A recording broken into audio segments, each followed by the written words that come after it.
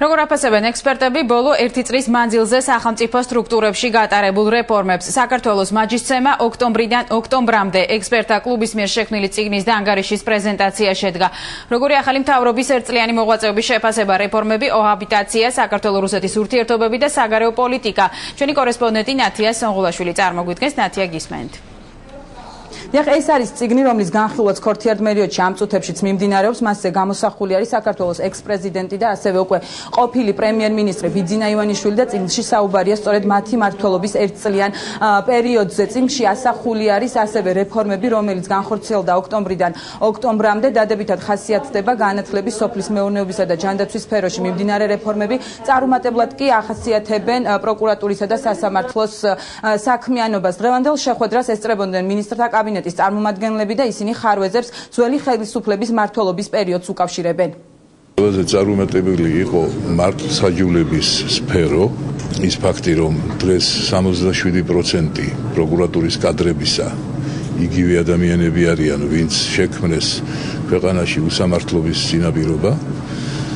სასამართლო სისტემის ირგვლივ გაუთავებელი დავა ალბათ ნიშანია იმისა, რომ ყველას ერთნაირი ხედვა არ აქვს, ხოლო ჩვენთვის მიუღებელია, რომ სიცოცხლის ბოლომდე იყვნენ საკუთარ სავარძელში ის მოსამართლეები, რომლებიც განუკითხავად ცოდავდნენ წლების განმავლობაში. სისხლის სამართლებრივი დევნა განხორციელდა ყოფილი ხელისუფლების მაღალჩინოსნებზე, თუმცა მეორე მხრივ გარკვეული რბილი განაჩენი იყო გამოტანილი, ასე ვთქვათ, იმ პირების მიმართ, რომლებმაც უკვე სისხლის სამართლის დანაშაული, ჩემის აზრით, ჩაიდინეს 1 ოქტომბრის შემდგომ პერიოდში, გულისხმობ თუნდაც იგივე 8 თებერვლის მოვლენებს, გულისხმობ 17 მაისის მოვლენებს, მოსახლეობის შეჭრას ადგილობრივ თვითმმართველობის ორგანოებში, ამიტომაც ამ შემთხვევაში შეერჩევითი სამართალი უნდა გამოირიცხოს. მე ვფიქრობ, რომ ყველაზე დიდი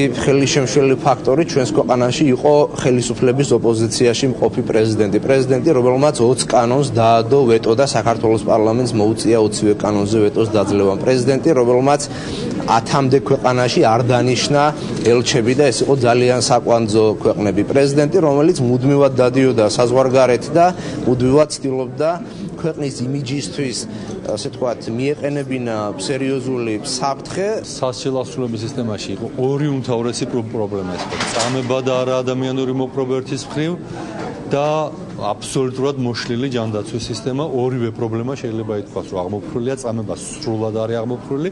ჯანდაცვის სისტემის რეფორმა არის შეფასებული ერთ-ერთ ყველაზე წარმატებულ რეფორმად.